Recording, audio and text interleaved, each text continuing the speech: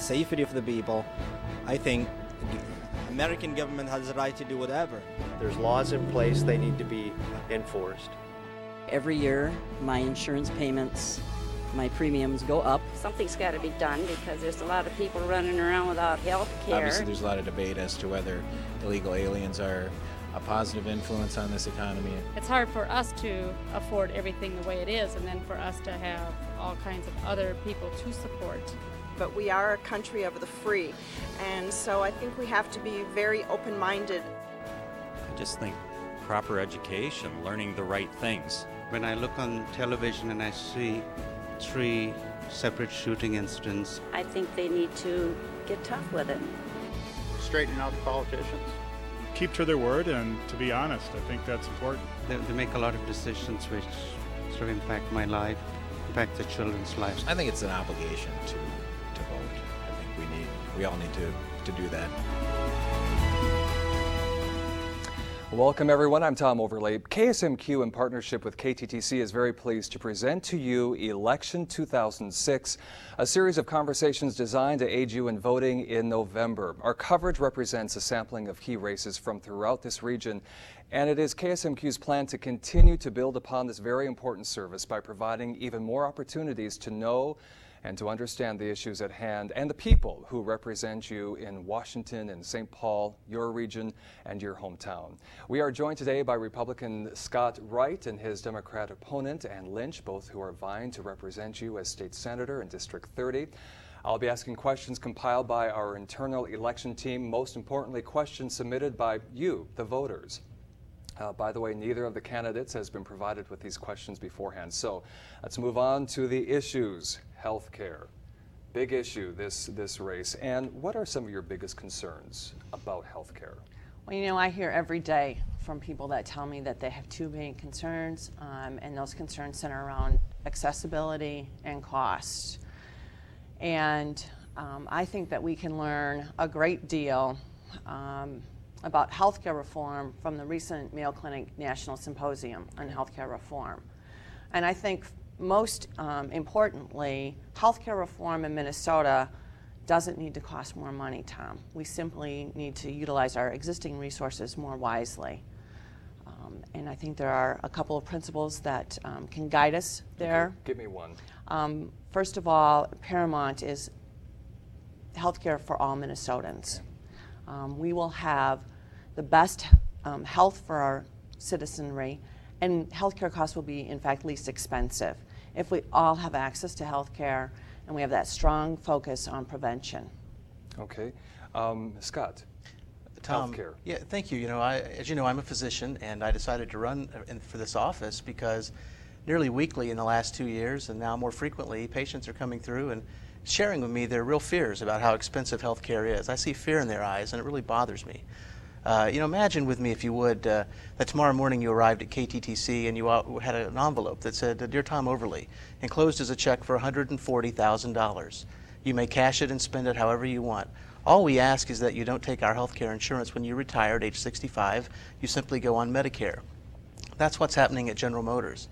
In fact, we believe about $1,525 on the sticker price of any GM car is due to health care cost. I have talked with families all over the district. They agree with me that health care is the hidden tax on every family. It's the hidden tax on every school district, every school budget, government budget. It's something we have to fix. There are lots of ways we can do that. I fundamentally believe we ought to build upon the strengths of the traditions we have in Minnesota of having choice for health care, letting groups compete, and reforming the insurance market. You know, I was a participant and helped derive the solutions that the Mayo Clinic National Symposium came out with. So I'm happy with those ideas, and I think we need to have someone with real-world healthcare experience sitting at the table to help solve that problem. And any response to Scott's comments? Yeah, I would, 2 things. One, my background and experience is predominantly in the area of education. And I think there are some very strong parallels. Whether or not you're talking about education, transportation, or healthcare, we address education with a focus on prevention, focus on quality, focus on value. And I think we can carry those same conversations over to those other disciplines. Prevention, what would you do about that, prevention? Well, that means, Tom, that we are proactive in healthcare, that we are focusing our lifestyles and focusing our services on keeping people healthy, so that ultimately the uninsured don't end up in the emergency rooms, seeking that service that perhaps could have been prevented if we had a more proactive and open system. So does universal health care then belong in Minnesota? I think it's a universal system, but I think that the caveat here is there needs to be a strong component of personal responsibility here. We need it to be patient-centered, and we need people to own up to some responsibility in this equation as well. Okay, Scott. Tom, I think one of the real issues we face in our healthcare system is finding a way to get every Minnesotan covered with some sort of affordable health insurance. Right. I have always supported market approaches to that, expanding insurance options, getting costs down, and allowing individuals to pool together, maybe even across state lines, to buy health insurance. Many in the Democratic platform call for single-payer health care. I think that will be run with the compassion of the IRS and really with the efficiency of a Katrina disaster relief program. But it does seem to work in some countries, though. It works in some countries if you accept that you can wait 18 months for bypass surgery or 18 months for hip replacement, whereas they're doing in the United Kingdom, Tom, where they're having to hire doctors from Germany and other places to come in to catch up on the backlog. Single-payer systems ration by using age cutoffs or by time of waiting, and I think that's just morally wrong, and I don't think Minnesotans want that. I think the other thing we can do is to manage chronic diseases better. About 5 to 8 chronic diseases account for 60% of what we spend per person in Minnesota on healthcare, which is about $10,000 per person. Diseases like diabetes, congestive heart failure, asthma. We can do a better job of managing those. My healthcare reform plan is called for getting every Minnesotan into a primary care medical home, whether it's a physician or a nurse practitioner. That's the way we begin. We also need a strong public health system so we can tackle the problems of obesity and smoking and things like that.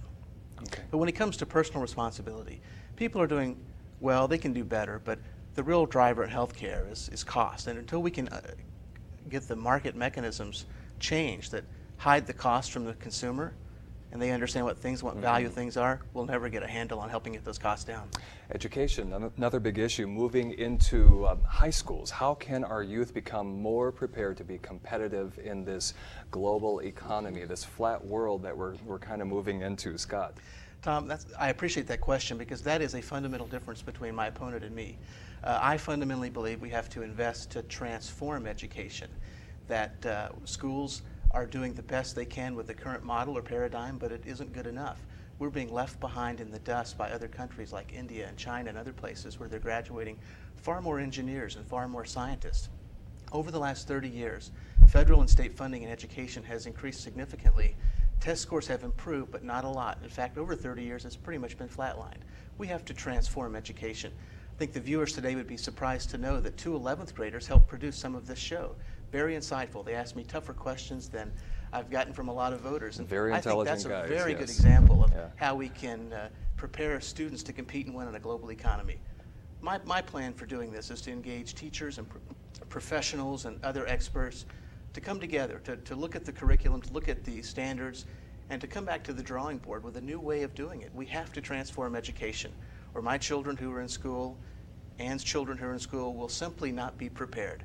It doesn't matter how much we spend on education, more of the same just isn't working. We've got to transform it. So Ann, you are a member of the Rochester School Board. How do we transform education, or do we need to transform it in its current state?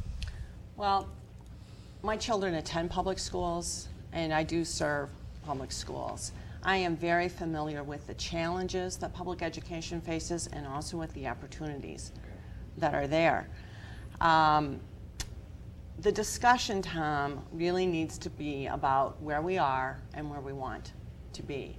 And when we talk about fundamental differences, a fundamental difference is that I have the experience, the leadership, and the courage to budget that plan.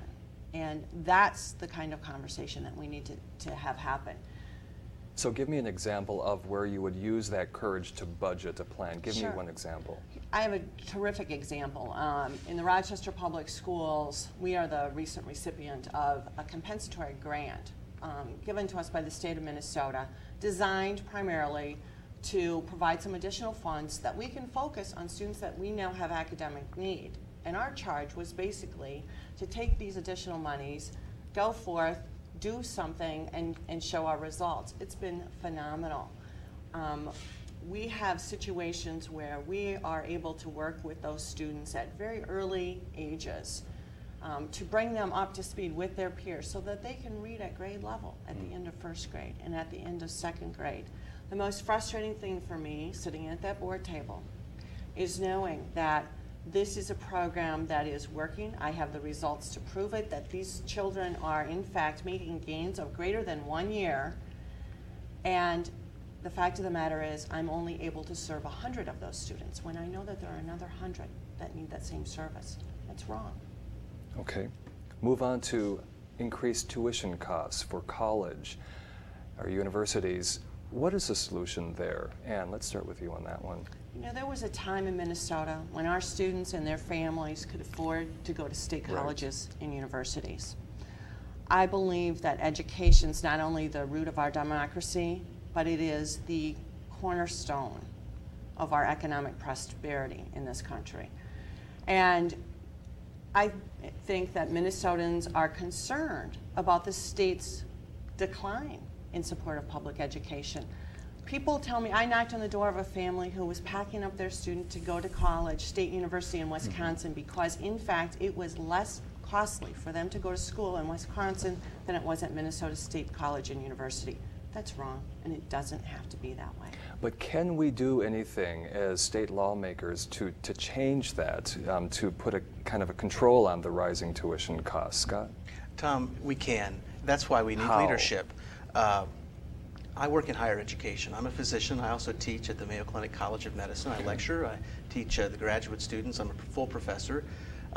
One thing I don't understand is why is the inflation rate in higher education going at maybe 15 to 20% a year, whereas in the Consumer Price Index it's about 3 to 4%. I think in the short term we have to invest some of our state revenues back to bring tuition costs down. In the long term, though, we've got to first figure out why the inflation rate in higher education is so much more than the average inflation rate for the economy. Once we figure that, then I think it would be wise to spend a lot of state resources or additional state resources to help higher education. Until we figure that out, we shouldn't invest a ton of money because we'll just stimulate that inflationary spiral. Something else that I think is crucial for Minnesota. The president of the University of Minnesota has said that he wants the University of Minnesota to become one of the premier research institutions in the whole world. I'm for that. That's the best thing for the Minnesota economy. It's the best thing for Minnesota students. And it's something that we should rally behind. We also need to have expanded higher ed opportunities. Higher ed is not simply four-year colleges, it's also graduate programs, like an expanded University of Minnesota Rochester project. It's also trade and technical schools like we have in this studio at Riverland Technical College, where individuals who want to study those fields have a chance too. The difference in Wisconsin and Minnesota is about $1,000 a year. I think there are plenty of factors that drive students to either campus. The costs are comparable. One of the things I support is something known as reciprocity, which is to let individuals from other states have in-state tuition. North Dakota has that with Minnesota. Wisconsin does. I think we extend it to Iowa. Okay, Ann, response. You know, the best financial aid that we can provide for our students and their families is affordable college tuition. That's the bottom line. I also think that we've had a long history in our communities of capitalizing on the assets that we have. We've had community leaders and elected officials over time, but it has not been until we have had a real bipartisan delegation that we've been able to see some of those things really come to fruition. And I think that that has been a very significant positive move, not only for Rochester in southeast Minnesota, but for the entire state of Minnesota. Can I ask you quickly, 30 seconds each, what would you do to support the growth of a four-year university in Rochester, Scott? I would support expanding the University of Minnesota Rochester campus. I'd like to see RCTC also become a four-year school. I think it involves leadership, bringing together both state and private resources. Give you an example. Ann is concerned about not being able to serve an extra 100 students with reading needs in the Rochester School District. I think a strong leader would have gone out to the community and rallied around the many generous people in Rochester and gotten those resources. That's what a state leader does. He or she looks for the resources, both federal and state, as well as private, and brings people together. That's what I would do. Okay, did you look for the resources? Did you go out and knock on the doors? It's the state of Minnesota's responsibility to fund public education. That's where the debate needs to happen. And the state of Minnesota needs to live up to its responsibility. We need leaders who are willing and able to budget that plan, that are willing and able to stand up and do what's right for the people of Minnesota. I'm an experienced leader, and I will always put people ahead of politics. Well, Tom, let me just comment about the budgeting, because I agree with Ann, but in 1996, we spent about $4.2 billion in public education. In 2007, we've increased it to $6.8 billion. That's 24% above inflation. We're number 14 in the nation in revenue per average student. We're number 2 in the nation in the percent that Minnesota spends. It's not just money. It's curriculum, it's parental involvement, it's families, and it's community support. Money will not solve the problem. It takes a comprehensive approach. Okay, Ann. And I agree. Money is not the answer. But when we talk about some of these averages that were studied, they are just that, averages. There is a gross discrepancy between the funding that you see in the public schools in southeast Minnesota versus what you see in the metropolitan area. So I see 2 components of this very important discussion. First of all, we need to have a very serious discussion about where we are and where we want to be in terms of public education and our commitment to that in Minnesota.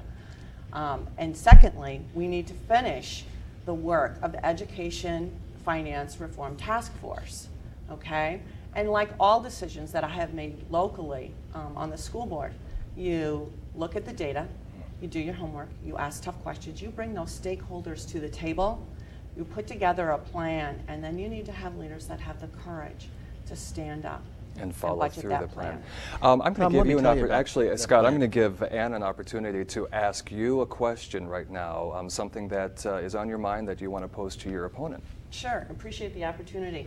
A question that I have is, how do you propose to serve as a physician, serve as a state senator, and balance the responsibilities that I know that you have with your young family? Thank you, Ann. In fact, we have children about the same age, so we both have How many children? I have 4. 4? I actually have 2 children, Okay. one in middle school, one in high school. Okay. Okay. Being a physician is a full-time responsibility and has been, but I work at a wonderful institution, the Mayo Clinic, where doctors can work part-time or full-time. I tell many voters that I'll be on call full-time for the state of Minnesota, and the Mayo Clinic and I have worked out an arrangement where I can work part-time with my duties as a state senator to not necessitate me being at meetings or being in session. I think this is a very important issue and a philosophical way to think about. I think we need officials in the legislature who actually live and work in communities, not serve as volunteers, but live and work, so they pay the taxes and live by the rules and regulations they create. That's why I think we have always valued ourselves in having a citizen legislature. Most of the other officials in Rochester who represent us in the state legislature also have full-time careers. Okay, 30-second response to his reply. Well, I do live and work and pay taxes in the community, so I think that's important to point out. And the experience that I bring to this is, you know, I've gotten here to this table because it's really been an evolution. It's because of the passion, the experience, and the relationships that I have built over time that have led me to this. And just as I have enjoyed immensely serving this community, I think that I can continue that and serve in a greater capacity at the state senate. Okay, Scott, a question for your opponent. Yes, Ann, every voter I've talked to is terribly worried about the high cost of health care and whether we're going to have universal health care coverage. The Democratic Party is a strong proponent of universal health care coverage. Tell me, where do you stand on universal health care coverage and how would you achieve it? I do support universal coverage. A difference that I have with some of my party leaders is that I believe that there needs to be a very strong sense of, that needs to be patient-centered, and there needs to be a strong component of patient responsibility in there. And to me that means that you buy into that plan. And there will always be people in this state, in our communities, that will need some assistance. And I do believe that we need to provide a safety net with parameters and accountability so that we can help those people and ultimately enable them to be able to get into a position where they can contribute to those costs as well. Okay, Scott, a 30-second response. When I hear people talk about helping people have more personal responsibility, they're usually talking about putting a tax on fast food or penalizing people if they're overweight or if they smoke. I think what we simply need is to let people control more of their own resources and their own health care dollars so they can spend them to take care of themselves, to treat their problems as they see fit. When we have more command and control from the state, like Mrs. Lynch is calling for, we have HMOs telling us when we can and cannot be in the hospital and who we should see and who we should not see. I think people want more freedom and choice, and I think that's a fundamental difference in our approach to health care. Okay, a viewer question. Scott, you've envisioned the Zumbro Valley becoming the next Silicon Valley. Why does your district need these businesses? Or further explain this vision of yours. This is a viewer question. Let me answer the question, Tom, in two parts. First, it's why the vision, and two, why in Zumbro Valley. The vision is that somewhere in the next 10 years, I believe, a state or a region will see emerge a new Silicon Valley, like the Silicon Valley in San Francisco, where computers and software companies reside. But this will be a Silicon Valley that's biotechnology based, that brings together computers and software companies as well as companies dealing with medical products and devices in the field of genomics, where you can measure blood and blood markers to predict disease and improve cures.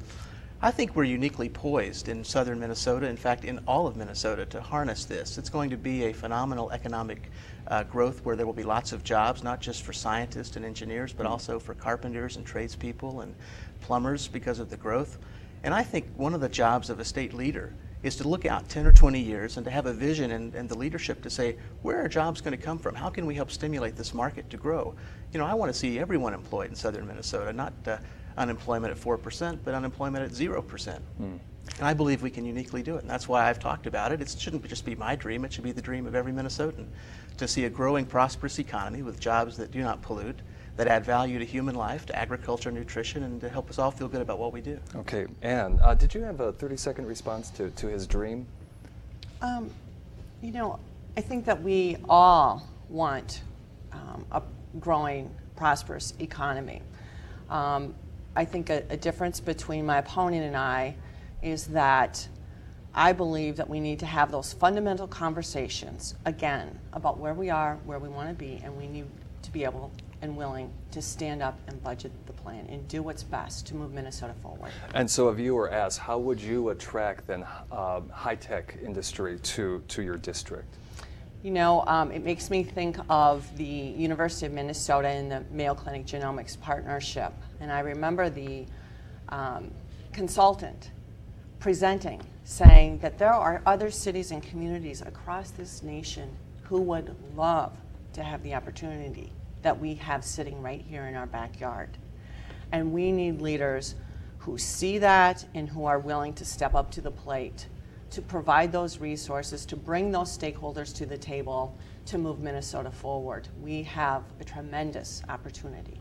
30-second response to I appreciate Ann's endorsement of this concept, and I think I am that leader to bring people together and to move Minnesota forward. Tom, my vision of a Silicon Valley is not just the Genomics Partnership. Today in Minnesota, we have 550 companies who make up Life Science Alley. If we double that to 1,100 and double it again to 2,200, we have a new Silicon Valley, so that our children, when they grow up and go to college, they can come home and work here. And those who are watching can have their children and grandchildren working and living among us. We're wrapping up time already, hard to believe. I can imagine you have more information on your websites. What is your website, Ann? It's annlynch.org. Okay. And Scott? Mine is www.scottwright.org. I want to give you each actually a minute. We hear a lot about campaigns in ads that run on TV or are published in magazines and newspapers.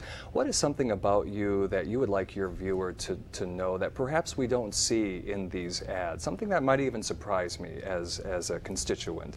Scott, we'll start with you.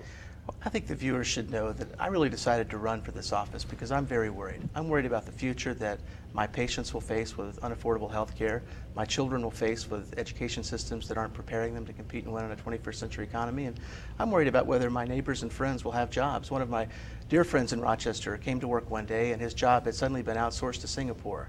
And I decided to make a difference. And I think my skills, my leadership, my vision are the prescription that the people of Senate District 30 in Minnesota need today to help make a difference in a bipartisan way. See, I think most problems are nonpartisan, and we ought to work together to solve them.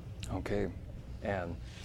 You know, I'm very proud of the bipartisan support that I have gained for my candidacy. From leaders like Dave Bishop, Sheila Cascaden, Tim Penny, Arnie Carlson, who've taught me to recognize leadership, understand it, respect it, and demand it of our leaders. People tell me that in me, they see hope and they see opportunity. And that's why I'm out there every day, because I believe that Minnesota is hungry for leadership. And again, we need leaders that have the political courage to stand up, do what's right for Minnesota, and put people before politics. So election night, November 7th. Scott, where will you be? In 20 seconds, do you I'll, have an idea? I'll be at the Republican Party for a while, and then after that, I'm not sure. Okay, and? I'll be at the Government Center waiting for the returns to come in, and we'll be spending some time with my family that evening. Because I know sometimes constituents like to go out and be with their, support the candidates. So I thank you very much for being with us today, and wish you all the best as you continue to campaign to November 7th. As you know, voting is one of the key ways you have for staying actively involved in the decision-making process. So of course we encourage you to exercise this right and this privilege. And remember, as I said, Election Day is November 7th. And you can check out more on these candidates. Go to their websites for more information on where they stand on the big issues. There is more great programming coming up on KSMQ. For KSMQ and KTTC, I'm Tom Overlay. So after the election, what happens then? Where will you be after the election? Well, I plan to be in the state Senate. You can just stay there, stay there, stay there. Okay.